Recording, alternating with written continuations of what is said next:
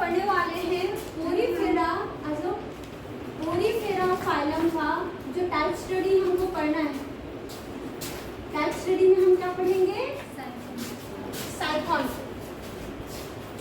ठीक है, तो साइकॉन के बारे में आज हम लोग देखेंगे कि साइकॉन का इंट्रोडक्शन क्या है, क्लासिफिकेशन क्या है, उसके स्ट्रक्चर्स को देखेंगे। ठीक है, एक एक टॉपिक को हम एक एक दिन में कवर करेंगे। तो सबसे पहला हम देखते हैं जो साइकॉन हम पढ़ रहे हैं उसका क्लासिफिकेशन क्या है, किस फाइलम में, किस क्लास में, किस ऑर्डर में उसको रखा गया है। ठीक है, चलिए पहला लिखेंगे फाइलम। किस फाइलम में रख रहे हैं? पोरीफेरा। पोरीफेरा में क्यों रखते हैं?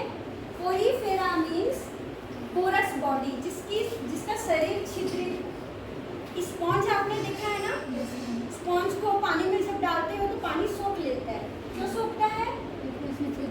उसमें छेद होते हैं। तो जितने भी पोरीफेरन्स होंगे सबके बॉडी में छेद होंगे, है ना। तो इसका हम कमेंट लिख सकते हैं, इनकी बॉडी पोरस होती है इसलिए इनको पोरीफेरन्स कहते हैं। प्लस ये डिप्लोब्लास्टिक एनिमल्स होते हैं। इसको बोलते हैं डिप्लोब्लास्टिक एनिमल।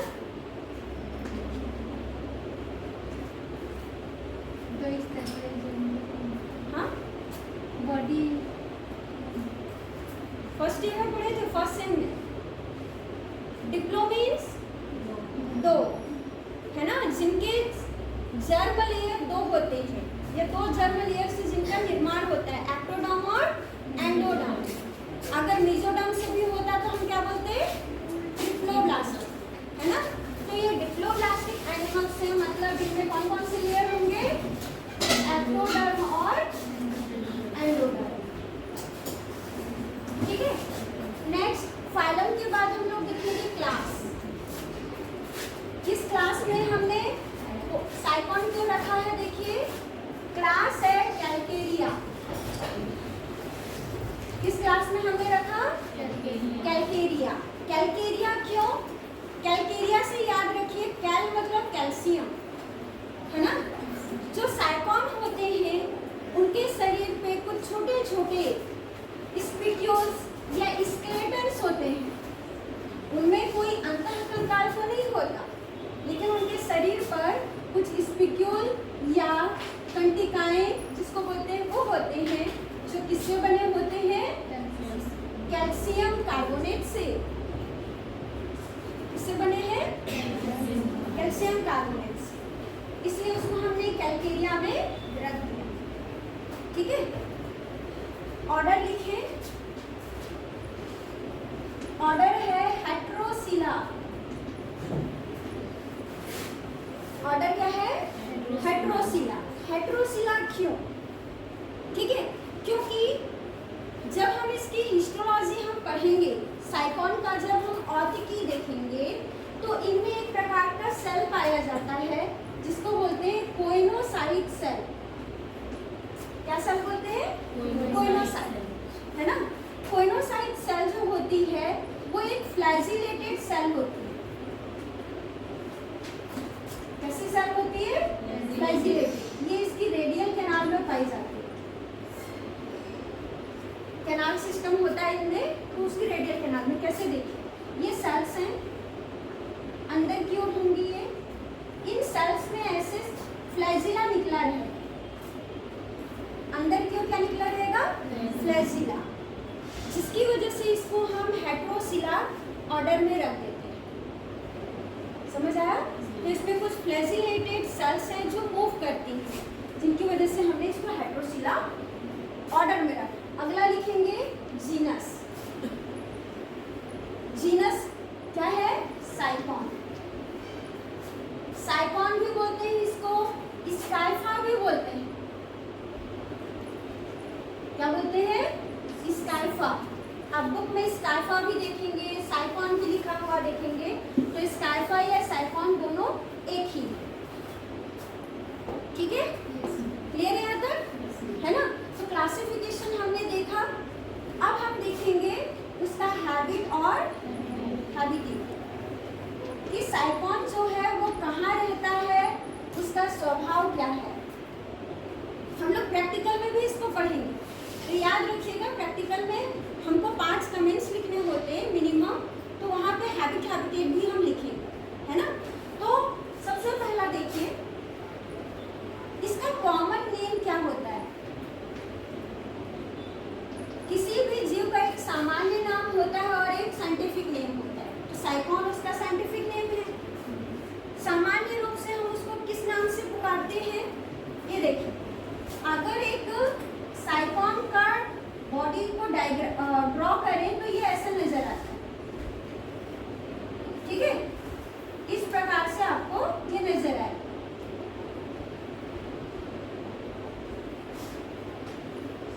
ठीक है, हम आगे स्ट्रक्चर को देखें। तो इसकी बॉडी को देख करके हम इसका नामकरण करते हैं। इसको कॉमनली किस नाम से पुकारते हैं, देखिए, इसको बोलते हैं अर्न स्पॉन्ज।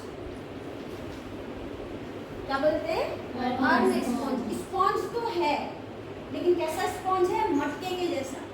सुराही देखा है ना, है ना, हमने ऐसा हम देख रहे हैं कि ये जो है हमने उल्टा सुराही को रख दिया है, ठीक है। दूसरा, इसका और एक नाम है, इसको बोलते हैं क्राउन स्पॉन्ज। क्या बोलते हैं, क्राउन स्पॉन्ज। क्राउन मतलब ताज। ताज कहाँ पहनते हैं, सिर पे, है ना। तो यहाँ पे देखिए, इसके सिर वाले भाग में एक झालरदार संरचना होती है। कैसी संरचना होती है, झालरदार, जिसको ऑस्कुलम बोलते हैं, आगे हम देखेंगे, ठीक है। तो झालरदार संरचना के कारण चूंकि इसके अपर सिरे पर ये पाया जा रहा है, तो सिर में जैसे ताज पहनते हैं वैसे ही हमको ताज नजर जैसे आ रहा है ना, इसलिए इसको क्राउन स्पॉन्ज भी कहते हैं। तो 2 नाम हो गए, क्या क्या, अर्न स्पॉन्ज और क्राउन स्पॉन्ज। क्लियर है। नेक्स्ट लिखेंगे, यह जो स्पॉन्ज है यह कहाँ रहते हैं, तो ये मराइन स्पॉन्ज है। कहाँ पाए जाएंगे, मराइन वाटर कहाँ का होता है, सी का, समुद्र का, है ना। तो समुद्र में पाए जाने वाले ये मराइन स्पॉन्ज हैं, जो कि सैलो सी वाटर में पाए जाते हैं। उथला जो समुद्री जल है, एक डीप सी होता है, एक सैलो सी होता है ना। एक गहराई वाला समुद्र होता है, एक उथला जल स्तर होता है। तो ये उथले समुद्र के पानी में पाए जाने वाले मराइन स्पॉन्ज है। तीसरा, ये सेडेंटरी होते हैं। कैसे होते हैं, सेडेंटरी। सेडेंटरी मतलब सुस्त, एक जगह चिपका हुआ। ये आप देख रहे हैं, ये साइकॉन की कॉलोनी है। ये कॉलोनी कहाँ से चिपकी रहेगी, ये कोई चट्टान है, इस चट्टान से चिपकी हुई होती है। कोई चट्टान हो सकता है, कोई कवच हो सकता है जो समुद्र के पानी में पाया जा रहा है, उससे ये क्या किए रहते हैं, चिपके हुए रहते हैं। तो चिपका हुआ जीव क्या बहेगा, एक ही जगह टिका रहेगा ना, तो हम उसको सुस्त बोल सकते हैं, है ना। तो उसी को हम इंग्लिश में बोलते हैं सेडेंटरी। क्या बोलेंगे, सेडेंटरी। तो ये एक सुस्त जीव है जो किसी आधारीय भाग से चिपका हुआ रहता है। क्लियर है। अगला, ये सॉलिटरी भी हो सकते हैं या कॉलोनियल भी हो सकते हैं। क्या क्या हो सकते हैं, सॉलिटरी भी और कॉलोनियल भी। सॉलिटरी मतलब एकल, ये अकेले भी रह सकते हैं और समूह बना के भी रह सकते हैं। क्लियर है ना। अगला देखिए, इनमें कैनाल सिस्टम पाया जाता है, एक नाल तंत्र पाया जाता है। पूरे पोरीफेरेंस के जितने भी जीव हैं सब में कैनाल सिस्टम पाया जाता है। 4 प्रकार के कैनाल सिस्टम होते हैं जो हम इसके कैरेक्टर में देखते हैं। साइकॉन, ल्यूकॉन, रेगॉन, एस्कॉन, 4 टाइप के होते हैं। कितने टाइप के, 4। उसमें से साइकॉन में कौन से टाइप का हो रहा है, साइकॉन टाइप। क्योंकि साइकॉन में पाया जाता है इसलिए इसको हम साइकॉन टाइप कैनाल सिस्टम कहते हैं। ठीक है। तो इस कैनाल कैनाल सिस्टम को हम इसके इंटरनल स्ट्रक्चर में देखेंगे। कैनाल मतलब नली, एक नाल है। किसके लिए नाल है? पानी के आने के लिए। समुद्र में जीव है तो क्या है उसके शरीर में? पानी। पानी में घुला हुआ ऑक्सीजन, पानी में घुला हुआ भोजन, सब उस नली के द्वारा इसके शरीर में प्रवेश करता है। ठीक है, तो ये एक इसका महत्वपूर्ण कैरेक्टर है कैनाल सिस्टम। अगला देखिए, अब चूंकि पानी शरीर में आ रहा है तो यह जो जीव है यह फिल्टर फीडर्स होते हैं। फिल्टर मीन्स छानना। पानी में तो घुला हुआ जितना भी भोजन है वो आएगा ना, सबके सबको ये लेंगे क्या? नहीं, छानेंगे, है ना। इसलिए इसको बोलते हैं फिल्टर फीडर। किन किन चीजों को खाता है? देखिए, ये छोटे छोटे जो ऑर्गेनिजम्स होते हैं, माइन्यूट ऑर्गेनिजम्स, उनको अपने भोजन के तौर पे लेते हैं। ठीक है, या कोई ऑर्गेनिक पार्टिकल्स जो समुद्र में घुला हुआ होगा उसको भी ये अपने भोजन के तौर पे लेंगे। इनऑर्गेनिक नहीं लेंगे, बड़े बड़े जीवों को नहीं लेंगे। कौन से जीवों को लेंगे? छोटे जीवों। तो छान रहे हैं ना, सेलेक्ट कर रहे हैं, तो उसको हम बोलेंगे फिल्टर फीडर। जैसे आप चाय पीते हो कि नहीं? चाय को लेते हो और चाय पत्ती को फेंक देते हो। चाय पत्ती अगर चला गया तो अच्छा लगता है? नहीं। इसलिए आप छन्नी से उसको छानते हो। तो यह भी फिल्टर करके पानी में घुले हुए भोजन को लेता है। यहाँ तक क्लियर है? चलिए आगे देखते हैं, इनमें रिप्रोडक्शन कैसा होता है। तो इनमें रिप्रोडक्शन एसेक्सुअल भी होता है और सेक्सुअल भी होता है, दोनों होता है इनमें, एसेक्सुअल एंड सेक्सुअल। देखेंगे हम इसके डेवलपमेंट में एसेक्सुअल और सेक्सुअल कैसे होता है। सेक्सुअल हो रहा है तो फर्टिलाइजेशन भी होगा ना। तो इनमें फर्टिलाइजेशन कैसा होता है? इंटरनल। निषेचन दो प्रकार के होते हैं, बाह्य और आंतरिक। इनमें कौन से प्रकार का होता है? आंतरिक, इंटरनल। इंटरनल मीन्स शरीर के अंदर, है ना। शरीर के अंदर मेल और फीमेल गैमीट का फ्यूजन होगा। ठीक है, क्रॉस फर्टिलाइजेशन होता है। सेल्फ नहीं हुआ, क्या होगा? क्रॉस। ठीक है, तो इंटरनल फर्टिलाइजेशन होगा, क्रॉस होगा। अब एक चीज ध्यान देना, इनमें जो गैमीट का फॉर्मेशन होता है, सबसे पहला गैमीट बनता है फीमेल गैमीट। प्रोटो मतलब पहला और गाइनी मतलब फीमेल। गैनोसियम होते हैं ना, आप बॉटनी में पढ़ते हो, एंड्रोसियम गैनोसियम पढ़ते हो कि नहीं? गाइनोसियम किसको बोलते हैं? फीमेल गैमीट को। तो साइकोन में पहले किस गैमीट का डेवलपमेंट होता है? फीमेल गैमीट का, इसलिए इसको बोलते हैं प्रोटोगाइनी। अगर मेल गैमीट का होता है तो क्या बोलते हैं? बोलो, प्रोटोएंड्री। क्या बोलते हैं? प्रोटोएंड्री, क्योंकि एंड्रोसियम हम मेल गैमीट को बोलते हैं। ठीक है, लेकिन यहाँ पे कौन सा गैमीट बन रहा है? फीमेल गैमीट को हम क्या नाम दे देंगे? प्रोटोगाइनी। समझ आया? किसको बोलेंगे प्रोटोगाइनी?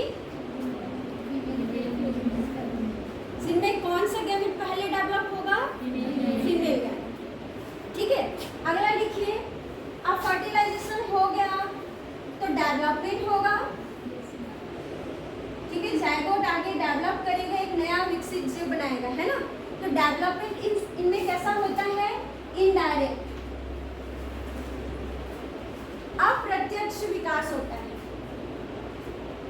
इसको बोलते हैं डायरेक्ट या इनडायरेक्ट।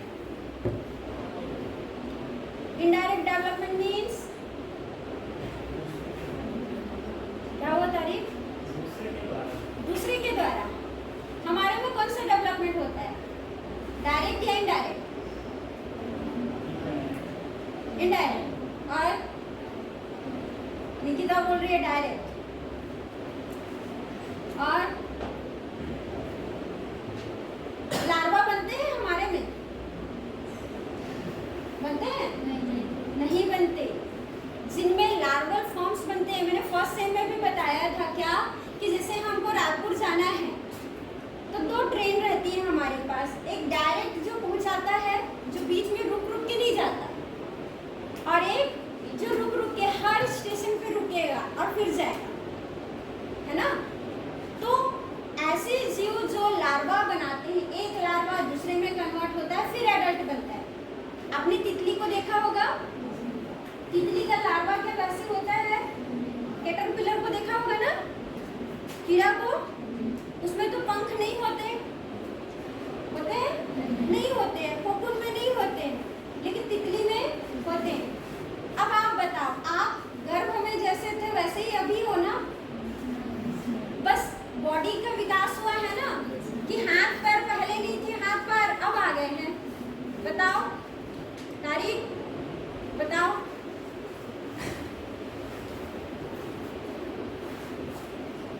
बोलो, पहले हाथ पैर नहीं था क्या माँ के पेट में जब थे तब? थे ना, अभी भी है ना, बस वो ग्रोथ किए हैं ना। तो हमारे में लार्वल फॉर्म्स नहीं होते। तो इनडायरेक्ट डेवलपमेंट मीन्स जिनमें लार्वल फॉर्म्स होते हो, लार्वा हो, प्यूपा हो, कोकून हो, और जिनमें जाइगोट से सीधा सीधा एक एडल्ट का निर्माण होता हो। कोई लार्वल फॉर्म्स नहीं, जैसे हमें कोई लार्वल फॉर्म्स नहीं होते तो हम डायरेक्ट डेवलपमेंट वाले। क्लियर है? तो इनमें इनडायरेक्ट डेवलपमेंट होता है, कई सारे लार्वल फॉर्म्स होते हैं। साइकोन का जो लार्वा बनता है उसके लार्वा को कहते हैं एम्फीब्लास्टुला लार्वा। इसको नोट कर लीजिए क्योंकि कॉम्पिटिटिव एग्जाम में ये पूछता है। स्टार लगा सकते हैं आप कि साइकोन के लार्वा को किस नाम से जाना जाता है। किस नाम से जानते हैं अपन? एम्फीब्लास्टुला। जब हम इसके डेवलपमेंट देखेंगे तो वहां पे हम इसको पढ़ेंगे कब बनता है एम्फीब्लास्टुला। नेक्स्ट, साइकोन में ग्रेट पावर ऑफ रीजनरेशन पाया जाता है, पुनर्जनन की क्षमता होती है। किसको बोलते हैं पुनर्जनन? नॉट पुनर्जन्म, पुनर्जनन, पुनः निर्माण करने की क्षमता। अगर कोई भाग कट पिट गया तो ये क्या करेगा? फिर से उसका निर्माण कर सकता है, जैसे छिपकली करती है ना, तो वैसे ही ये अपना निर्माण स्वयं कर सकते हैं। क्लियर है ना? क्लियर है इतना? देखिए, एक स्पॉन्ज जो साइकोन है उसका स्ट्रक्चर हम कैसे बना सकते हैं, अगर देखें तो कैसे दिखाई देगा। ये बेस है, कोई चट्टान, कोई सेल, कुछ भी, है ना।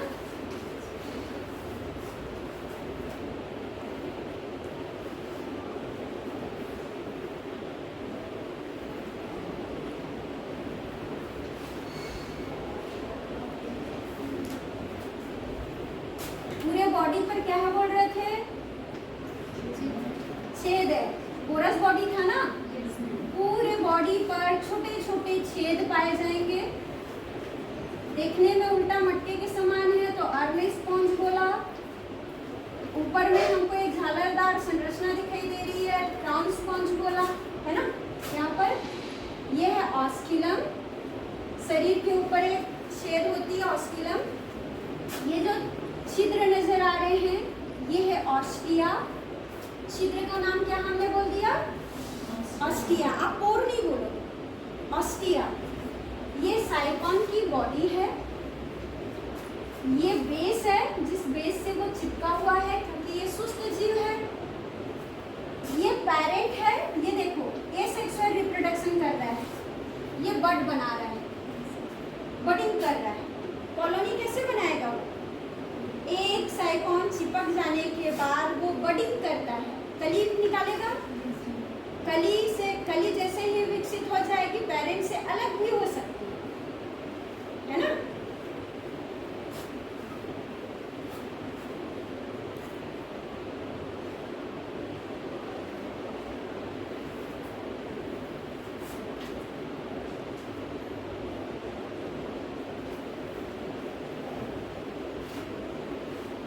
गया? आगे बढ़े। अगला लिखिए एक्सटर्नल स्ट्रक्चर। अब बाहर से अगर हम किसी साइकॉन को देखें मतलब वह कैसा दिखाई देगा उसके बारे में देखें।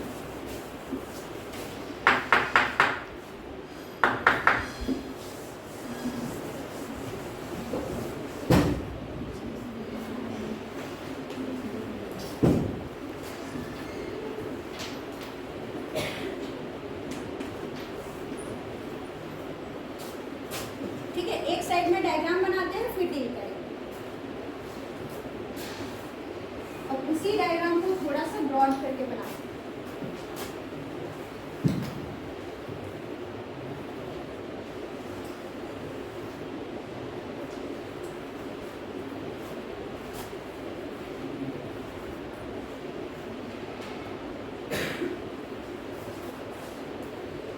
बनाएंगे साथ में।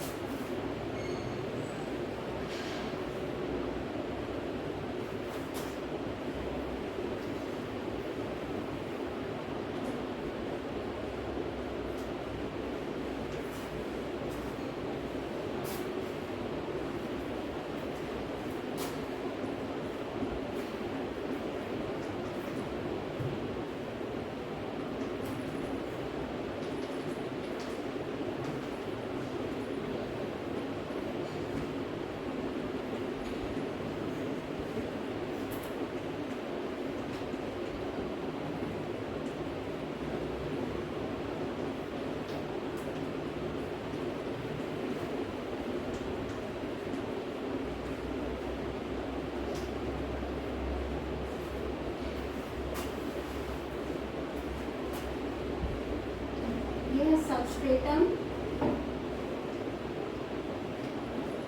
चट्टान, ये उसका बेस, साइकॉन का बेस है ये है बड।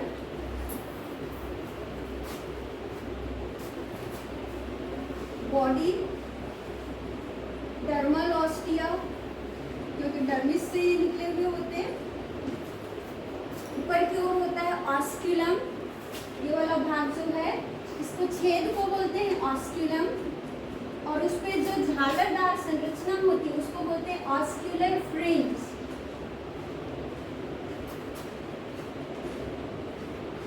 ऑस्क्यूलर फ्रिंज जो झालरदार संरचना है उसको ऑस्क्यूलर फ्रिंज कहेंगे। शरीर में कई सारी ऐसी कंटिकाएं होती हैं, है ना, बाहर अंदर दोनों साइड में हमको नजर आती हैं।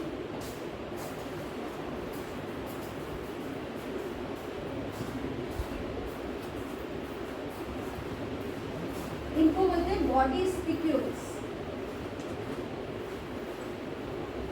इन स्पिक्यूल्स को भी हम देखेंगे।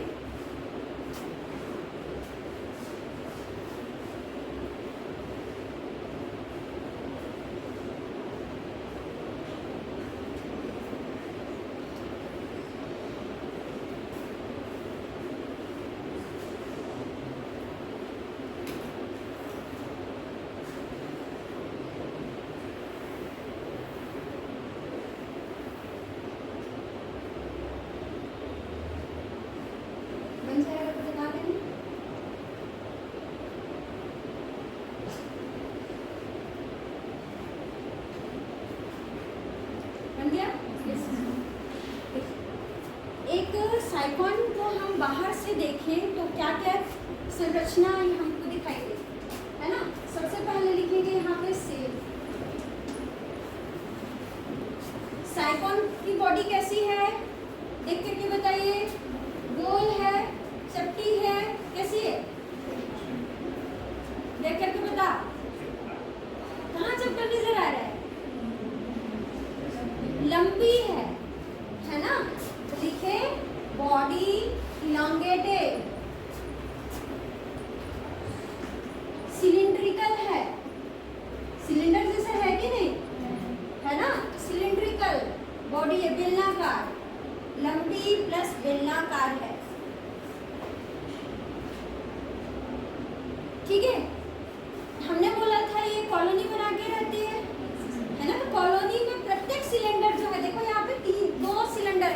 वाले हैं, है ना।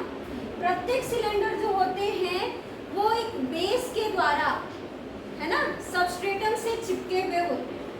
सबस्ट्रेटम चट्टान है, ये उसका आधारीय भाग है और इस आधारीय भाग के द्वारा ये चिपका हुआ है।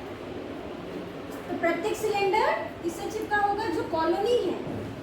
अकेला रहेगा तो भी चिपका रहेगा। अगर कॉलोनी है तो कॉलोनी में सबका एक बेस होगा और वो बेस किससे चिपका होगा? चट्टान से या सबस्ट्रेटम से। ठीक है, अगला देखिए, इसका जो एपेक्स होता है, साइक्लोन का एपेक्स मतलब ऊपरी सिरा। एपेक्स मतलब क्या बोलते हैं? ऊपरी सिरा, है ना। तो इस सिलेंडर का जो ऊपरी सिरा होता है ना, वहाँ एक ओपनिंग खुलती है। आप देख रहे हो ऊपर में एक छोटा सा छेद है ना, पूरे शरीर पर छेद है, लेकिन ऊपरी सिरे पर भी एक छेद है जो बाहर की ओर खुलता है ना। तो लिखें, एपेक्स में एक ओपनिंग होती है जिसको ऑस्किलम कहते हैं। क्या कह दिया देखो इसको हमने? ऑस्किलम। पूरे बॉडी पर जो छेद है उसको हम ऑस्टिया कहते हैं। ऊपरी सिरे पर जो छेद है उसको हम क्या बोलेंगे? ऑस्किलम। यह जो ऑस्किलम है, जो ऊपरी सिरे पर ऑस्किलम है, यह एक प्रकार की स्पिक्यूल्स के द्वारा घिरा रहता है। यहाँ पे देखिए, यहाँ पे भी ऐसे कांटे जैसी संरचनाएं होंगी जिसके द्वारा आपको पूरा वो ऊपरी सिरा जो है आपको लग रहा है कि केवल इधर ही पाया जा रहा है। ये देखिए, अगर मैं इसको ऐसे समझाऊं तो इसके पूरे सरफेस पर ऐसा होगा। माउथ है मान लो, तो माउथ के चारों साइड पे वो होगा, है ना। तो ऑस्किलम के चारों ओर क्या पाया जाता है? Circle of monaxon spicules. आपका ऑस्किलम किससे घिरा हुआ है? मोनोएक्सॉन स्पिक्यूल्स के द्वारा चारों ओर से घिरा हुआ है। किससे घिरा है? Axon spicules. कांटे जैसी संरचनाएं हैं। कैसे है वो? मोनोएक्सॉन में। मोनोएक्सॉन मीन्स ऐसा। मोनोएक्सॉन किसको बोलेंगे? इसको। अगर कोई ऐसा हो तो इसको मोनोएक्सॉन बोलेंगे क्या? नहीं। जिसकी एक ही एक्सिस हो उसको मोनोएक्सॉन। ये देखिए, ये मोनोएक्सॉन हो सकता है?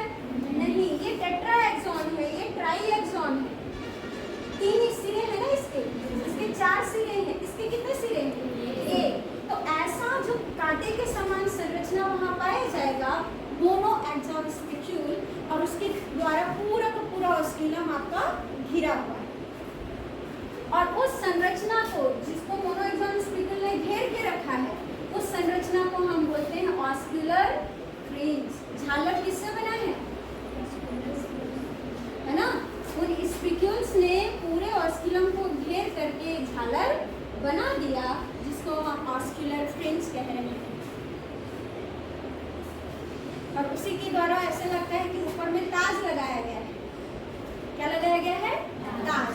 ताज में भी देखते हो ना, जो ऊपर में हम पहनते हैं, उस ताज में आप ऐसे देखते हो ना, है ना। तो ये तो 3 है, वो कैसे रहता है? सिंगल सिंगल रहता है और लगता है कि ये ताज बना रहा है। ठीक है, अब देखिए, पूरी बॉडी जो है ना, उसमें बहुत छोटे छोटे अपर्चर्स पाए जाते हैं। पूरे शरीर पर क्या पाए जाते हैं? अपर्चर्स, छोटे छोटे छेद पाए जाते हैं। छेद को हम क्या बोल रहे हैं? ऑस्टिया। तो बाहरी संरचना में हमको ऑस्टिया नजर आएगा, स्पिक्यूल नजर आएगा और ऑस्किलम नजर आएगा। और कुछ नजर आएगा? अंदर के भाग तो दिख नहीं रहे हमको। बाहर से हमको ऑस्टिया, ऑस्किलम और स्पिक्यूल्स, यही बाहर से हमको नजर आएगा। जब हम उसको काटेंगे तब हमको अंदर का भाग नजर आएगा। क्लियर है? चलो आगे लिखिए। शेप के बाद लिखिए इसकी साइज कैसे होगी, कितनी होगी इसकी साइज। प्रत्येक सिलेंडर की जो साइज होती है वह लगभग 3 इंच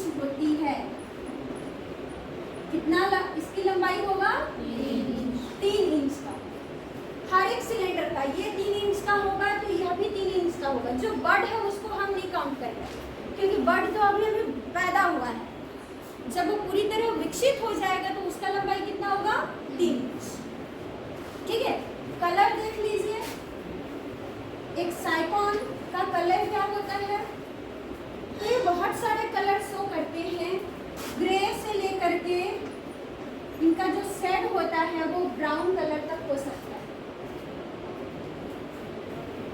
बहुत सारे वैरायटी ऑफ कलर शो करते हैं ये, ग्रे से ब्राउन तक। ठीक है, तो ये इसकी बाह्य संरचना। क्लियर है? बाह्य संरचना क्या क्या नजर आएगा बाह्य संरचना में? चित्र देखिए, कहाँ होगा ऑस्किलम? ऊपर में। किससे घिरा हुआ होगा? ऑस्किलर फ्रिंज से। फिर बॉडी में क्या दिखेगा? ऑस्टिया नजर आएगा। किससे चिपका होगा? सबस्ट्रेटम से, है ना? तो ये इतना ही चीज हमको एक्सटर्नल स्ट्रक्चर में देखना है, शेप, साइज और कलर। ठीक है, अब हम क्या पढ़ेंगे? बोलो, एक्सटर्नल हो गया। अब अंदर को देखोगे कि नहीं? तो अंदर के भाग को अलग से हम इसमें देखेंगे। देखिए अगला, इंटरनल स्ट्रक्चर।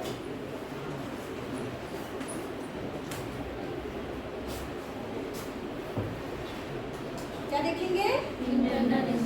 इंटरनल स्ट्रक्चर में हमको एक मेन पॉइंट को पढ़ना है, वो है इसका canal system. Water vascular system भी कहते हैं, कैनाल सिस्टम भी कहते हैं। तो कैनाल सिस्टम इन साइकॉन, ये अलग से एग्जाम में पूछता है। कैनाल सिस्टम को 5 नंबर में पूछ सकता है, ये अपने आप में एक टॉपिक है। किसको बोलेंगे? नाल तंत्र। कैनाल सिस्टम को हिंदी में क्या बोलेंगे? नाल तंत्र। नाल मतलब नली, नहर, जानते हो ना? उससे क्या समझते हो? नहर, नली से पानी क्या होगा? उसमें जाएगा। एक बड़ा नली से छोटा नली में जाएगा, छोटे से फिर कहीं जाएगा, फिर कहीं जाएगा। कि सीधा एक नली जुड़ी होती है? नहीं, एक ही नली नहीं होती ना। वैसे ही साइकॉन के शरीर पर कई सारी नलियां होती हैं, एक बाहर से लाने के लिए, एक अंदर से पानी को बाहर फेंकने के लिए, है ना? तो उसको हम उसकी नाल तंत्र या कैनाल सिस्टम कहते हैं। क्लियर है? अब देखिए, कैनाल सिस्टम बोलेंगे किसको, डिफाइन कैसे करेंगे? तो लिखिए, the systematic arrangement of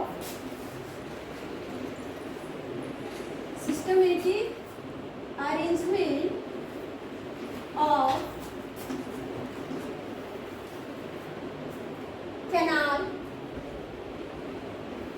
inside the body is called canal system. शरीर के अंदर नलियों का एक सिस्टमेटिक अरेंजमेंट होता है कि पहले कौन बाद में कौन, तो उस व्यवस्था को हम क्या बोलते हैं? Canal system. ठीक है, अब इस कैनाल सिस्टम में क्या क्या कंपोनेंट आते हैं लिख लीजिए, फिर डायग्राम बनाएंगे। डायग्राम से ही पूरा क्लियर हो जाएगा। कैनाल सिस्टम आर, पूरा कंपोनेंट क्या क्या है इसी के ऊपर डिपेंड है आपको पूरा कैनाल सिस्टम। पहला है ऑस्टिया, शरीर में पानी किसके द्वारा प्रवेश करेगा? छेद के द्वारा, ऑस्टिया बोलेंगे। ऑस्टिया के बाद कहाँ जाएगा? वो एक नली में, नली को बोलते हैं इनकरेंट कैनाल। ऑस्टिया से पानी कहाँ गया? Incurrent canal. इनकरेंट कैनाल से प्रोसोपाइल के द्वारा वो चला जाएगा रेडियल कैनाल में। कहाँ पहुंच जाएगा? Radial canal. रेडियल कैनाल में पहुंच गया, रेडियल कैनाल से वो जाएगा एपोपाइल के द्वारा स्पॉन्जोसील में। ये शरीर की गुहा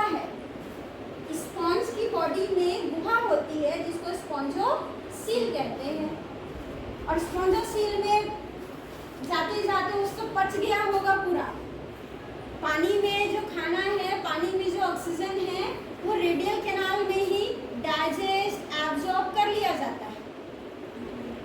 तो जो अनपचा भोजन, अनपचा या जो डीऑक्सीजनेटेड पानी है, कार्बन डाइऑक्साइड वाला पानी है, वो कहाँ चला गया?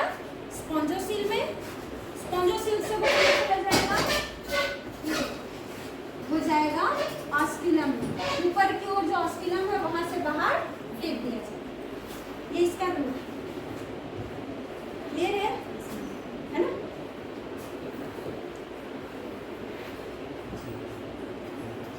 तो हमको 7 कंपोनेंट को देखना है, एक एक करके देखना है। सबसे पहले हम उसके डायग्राम को समझते हैं, फिर एक एक करके हम उसको डील करते चलते। क्लियर है? देखो, हम लोगों ने पढ़ा एक्सटर्नल में क्या कि ऑस्टिया, ऑस्किलम होता है ना? तो पहले इसको हम बात करते हैं, इसका कैनाल सिस्टम किन किन कंपोनेंट से बना हुआ है। हमने बोला था पूरे शरीर में छोटे छोटे छेद है। छेद को हमने क्या बोला था? ऑस्टिया। ऑस्टिया से पानी सबसे पहले घुसता है कहाँ? Incurrent canal. क्यों इनकरेंट कैनाल में? क्योंकि इनकरेंट बाहर की ओर खुला, अंदर की ओर बंद होता है। आप देखिए, ये बाहर की ओर खुला है ना इसका मुंह, अंदर की ओर बंद है। इनकरेंट कैनाल को पहचानने का पहला एक तरीका है, कैसे? इसका बाहरी सिरा, ये देखिए ऐसा बाहरी सिरा खुला है, आंतरिक सिरा बंद है। कौन सा कैनाल करोगे? इनकरेंट। इनकरेंट कैनाल में पानी आ गया, ऑस्टिया से पानी कहाँ पहुंचा? इनकरेंट। इनकरेंट कैनाल से एक छेद के द्वारा, इस छेद को बोलते हैं प्रोसोपाइल। क्या बोलते हैं? प्रोसोपाइल। वहां से पानी चला गया रेडियल कैनाल। अब रेडियल कैनाल को कैसे पहचानोगे? देखो, रेडियल कैनाल कैसा है? इस टाइप से, जिसका बाहरी सिरा बंद है, आंतरिक सिरा खुला है। समझ आया? अगर मैं ऐसे बना रही हूँ तो इसमें आप कैसे पहचानेंगे कौन सा इनकरेंट है, कौन सा रेडियल है? इनकरेंट कौन सा है? ये वाला या ये वाला? ये वाला। क्यों? क्योंकि उसका जो बाहरी सिरा है वो खुला है, आंतरिक सिरा बंद है। और जिसका बाहरी सिरा बंद होगा, आंतरिक सिरा खुला होगा, उसको रेडियल कैनाल। तो अल्टरनेटिव में इनकरेंट रेडियल, इनकरेंट रेडियल, ऐसा स्पॉन्ज की पूरी बॉडी में रहता है। ठीक?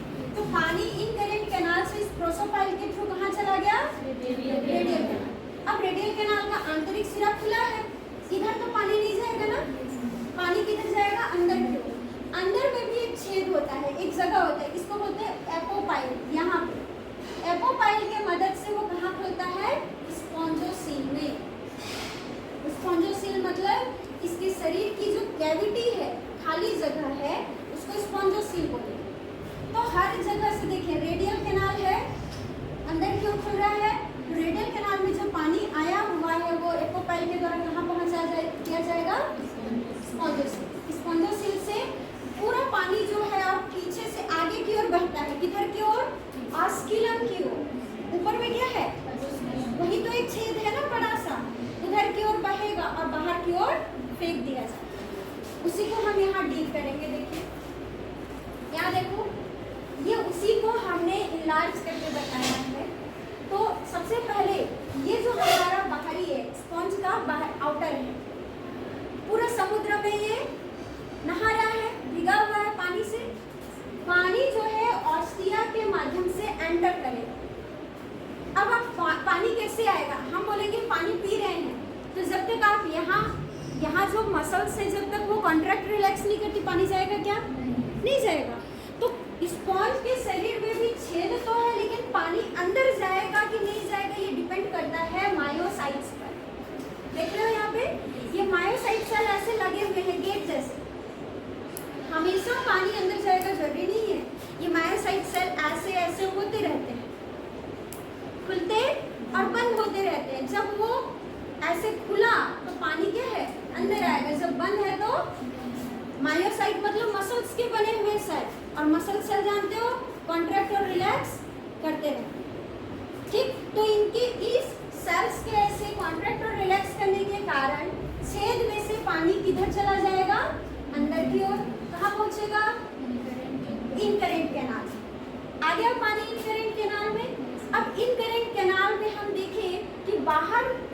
है, अंदर का बंद है, पानी भरते नहीं जाएगा, इनकरेंट में भरते जाएगा ना, भरते जाएगा तो आगे किधर फेंकना है हमको, किधर देना है, नली है तो कोई ना कोई रास्ता होगा ना।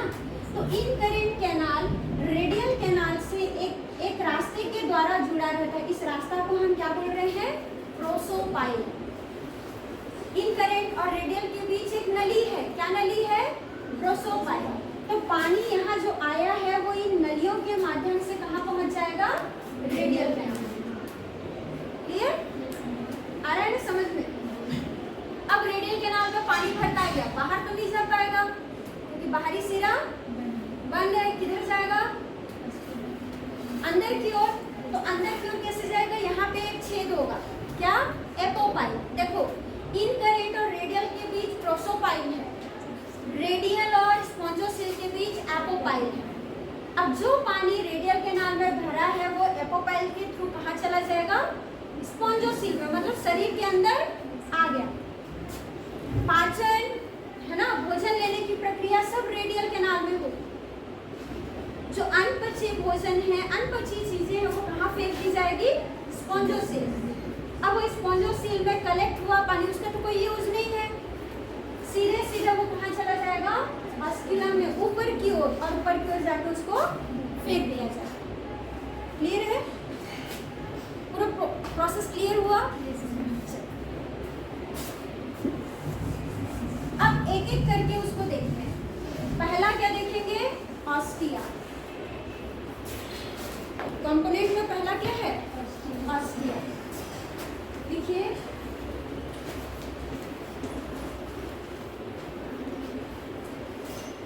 स्पॉन्ज की बॉडी पर बहुत सारे डर्मल ऑस्टिया होते हैं। किधर की ओर खुलते हैं, आप लोग बोलते जाओ, डायग्राम देख करके बोलते जाओ। बहुत सारे ऑस्टिया शरीर में हैं, किधर खुल रहे हैं, इनकरेंट कैनाल की, है ना। मतलब पानी जो है ऑस्टिया के थ्रू किधर जाएगा, इनकरेंट कैनाल। क्लियर है, लिख सकते हैं ना, इसको डील कर सकते हैं। दूसरा, ऑस्टिया से हम आगे क्या पढ़ेंगे, इनकरेंट कैनाल, जहां पानी आ चुका है। इनकरेंट कैनाल जो होते हैं वह संकरे कैनाल्स होते हैं। कैसे कैनाल है, संकरे। कैसे पहचानेंगे उसको, बोलो, इनकरेंट को कैसे पहचानोगे, बाहर से खुला रहेगा, अंदर से बंद। बाहरी सिरा उसका खुला रहेगा और आंतरिक सिरा बंद रहेगा, है ना। तो उसको हम इनकरेंट कैनाल बोलते। अब पानी आ गया इनकरेंट कैनाल में, अब कहाँ जाएगा, प्रोसोपाइल। ये रहा प्रोसोपाइल, इनकरेंट कैनाल में भरता गया, प्रोसोपाइल में पहुंच गया। ये प्रोसोपाइल को कैसे जानोगे, इनकरेंट और रेडियल कैनाल के बीच कुछ ओपनिंग्स होती हैं। किसके किसके बीच, इनकरेंट और रेडियल कैनाल के बीच कुछ छेद होते हैं, कुछ ओपनिंग होती हैं, जिसको हम प्रोसोपाइल कहते हैं। ये रहा, ये इनकरेंट है, ये रेडियल है। इस बीच जो खाली जगह उसको हमने क्या बोल दिया, प्रोसोपाइल। अब प्रोसोपाइल से पानी कहाँ पहुंच गया, रेडियल। तो चौथा लिखेंगे, रेडियल कैनाल। रेडियल कैनाल क्या होता है, यह एक फोल्डेड कैनाल है ना। इसकी जो बॉडी वॉल होती है वो फोल्डेड होती है, मुड़ी हुई होती है, क्योंकि इसमें कोइनोसाइट सेल्स होते हैं, ऐसे लहरदार मूवमेंट करते हैं। तो इसकी जो सेल्स हैं वो, या बॉडी वॉल जो है वो मुड़ी हुई, फोल्डेड हुई। कैसे पहचानोगे रेडियल को, उल्टा कर दो इनकरेंट का, इनकरेंट बाहर से खुला, अंदर से रेडियल कैनाल, बाहर से बंद, अंदर से खुला। तो आसानी से पहचान जाएंगे हम वो रेडियल कैनाल है। ठीक है, तो प्रोसोपाइल से पानी रेडियल कैनाल में आया। अब रेडियल कैनाल से किसके कहा जाएगा, एपोपाइल। तो अगला लिखेंगे एपोपाइल।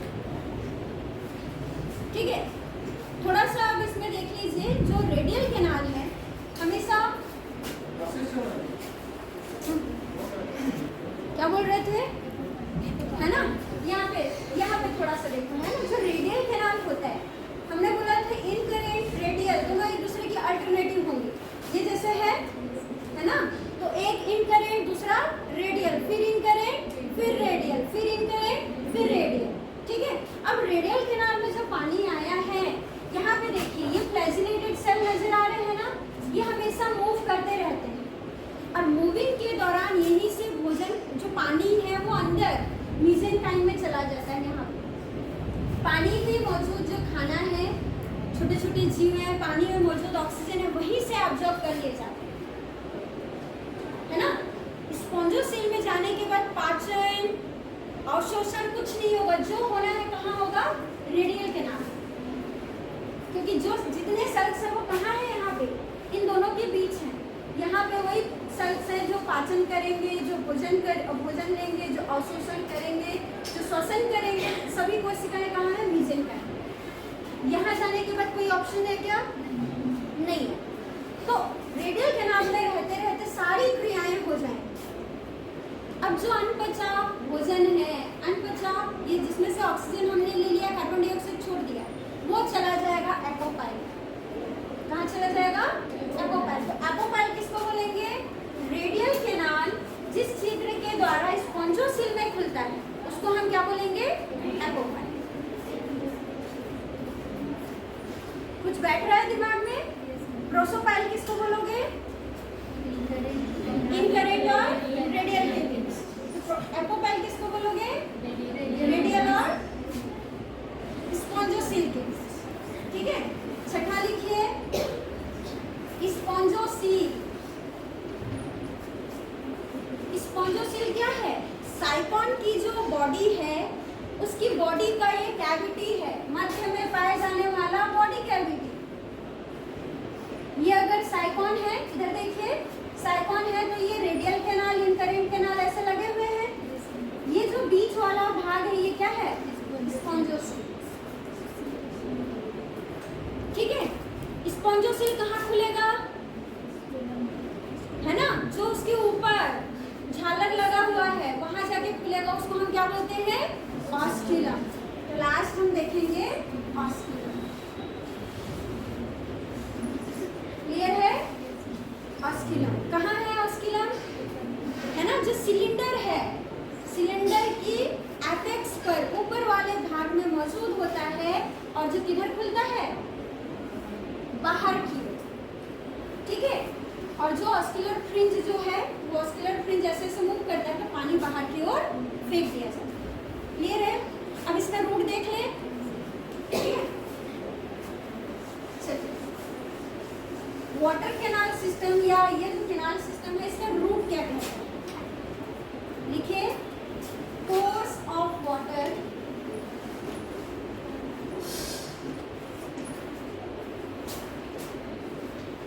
करंट या पथ ऑफ वाटर। रास्ता क्या है पानी के जाने का, आप ही लोग बताते जाना, पानी का रास्ता कौन सा है, ठीक है। इसको मिटा दो,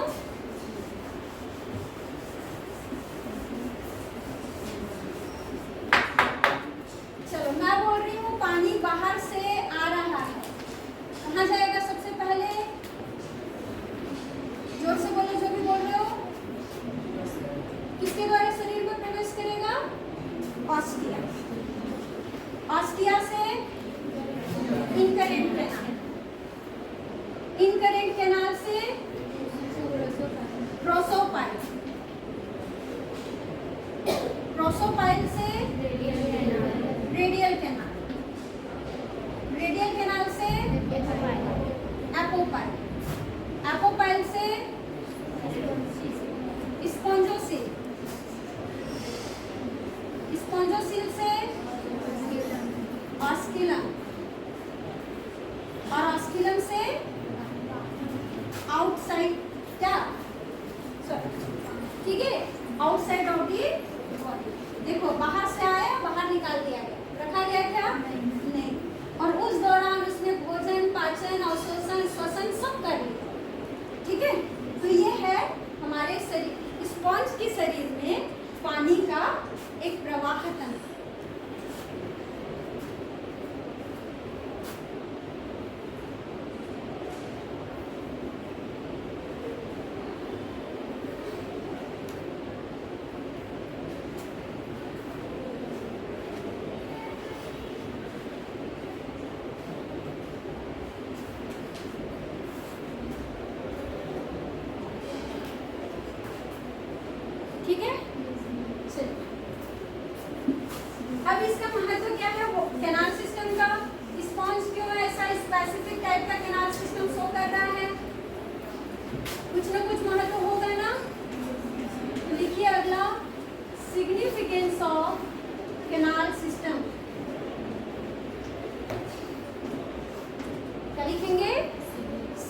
सिग्निफिकेंस ऑफ केनाल सिस्टम। यह एक लाइफ लॉन्ग प्रोसेस है, जीवन पर्यंत यह प्रोसेस होता रहता है, क्योंकि इसके बिना कुछ मिलेगा क्या? पानी नहीं आएगा तो भोजन मिलेगा क्या? नहीं। तो जीवन भर ये प्रोसेस चलता रहता है, जिसका एक फिजियोलॉजिकल सिग्निफिकेंस है। पहला, क्या महत्व है? क्यों लीक कर रहा है कैनाल सिस्टम? भोजन के लिए, है ना? जो पानी आ रही है उस पानी में भोजन मिला हुआ है, उसी के द्वारा अगर पानी अंदर नहीं आएगा तो भोजन मिलेगा क्या? वो फिल्टर कर पाएंगे क्या? नहीं, है ना? तो पानी के द्वारा वो पोषण की विधि उनमें संपन्न होती है, फूड मटेरियल उनको मिल पाता है, तो पोषण के लिए महत्वपूर्ण है। दूसरा किस लिए? बोलो। रेस्पिरेशन के लिए। पानी में घुला हुआ क्या है? ऑक्सीजन है। पानी आ रही है तो उसमें घुला हुआ ऑक्सीजन भी आएगा, ऑक्सीजन को वो रख लेते हैं और कार्बन डाइऑक्साइड को छोड़ देते हैं। जो पानी बाहर गई उसमें क्या है? Carbon dioxide. तो कार्बन डाइऑक्साइड से घुले हुए पानी को उन्होंने फेंक दिया, रखा क्या? नहीं रखा। श्वसन की प्रक्रिया हुई, एक्सचेंज कर दिया, ऑक्सीजन लिया, कार्बन डाइऑक्साइड छोड़ दिया। तीसरा, एक्सक्रीशन। भाई खाना खाया उसने तो पचाएगा भी ना, पचाने वाली भी सेल्स होती हैं। तो जो भी मेटाबॉलिक वेस्ट होगा, अपशिष्ट पदार्थ होगा या कोई हार्मफुल सब्सटेंस होगा, उसको पानी के द्वारा शरीर से बाहर निकाल दिया जाएगा। तो उत्सर्जन की प्रक्रिया भी होगी इसके द्वारा। और चौथा, रिप्रोडक्शन। अब बोलोगे कि प्रजनन पानी के थ्रू कैसे करते हैं, है ना? तो देखिए, जो पानी बाहर निकली ना, उसमें मेल गैमेट निकाल दिया जाता है। गैमेटोजेनेसिस होगी तो मेल गैमेट स्पर्म बनेगा, स्पर्म को पानी के थ्रू बाहर फेंक दिया, ठीक है?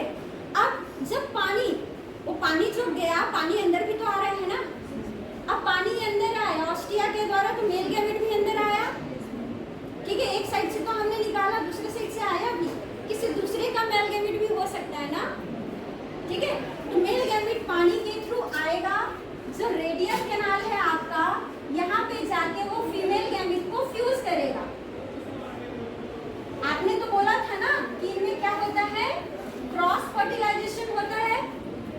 क्रॉस मतलब दो अलग अलग के बीच निकला, मेल गैमेट आया और फीमेल गैमेट को फ्यूज किया।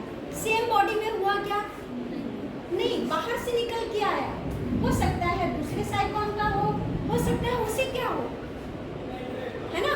लेकिन शरीर के अंदर हो रहा है तो हम इंटरनल फर्टिलाइजेशन बोलेंगे।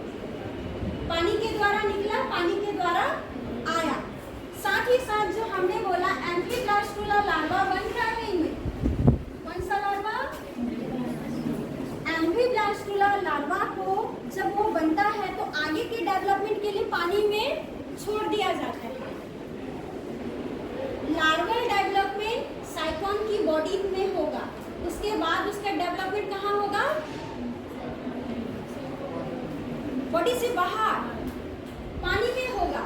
मतलब गैमेट समझिएगा इसको। ये देखिए, अब इसको ऐसे बनाया, ये हमारा इंटरेट कैनाल है, ये हमारा रेडियल कैनाल है ना? पानी में बहता हुआ मेल गैमेट आया, इसको ऐसे शो कर दो। मेल गैमेट आया, यहाँ से इंटरेट से वो पहुंच गया कहाँ? रेडियल। मेल गैमेट ही बाहर निकाला जाता है, फीमेल गैमेट नहीं, क्योंकि सभी जानते हो मेल गैमेट मोबाइल होते हैं, गतिशील होते हैं। फीमेल गैमेट स्टेबल होती है, एक जगह रहती है ना?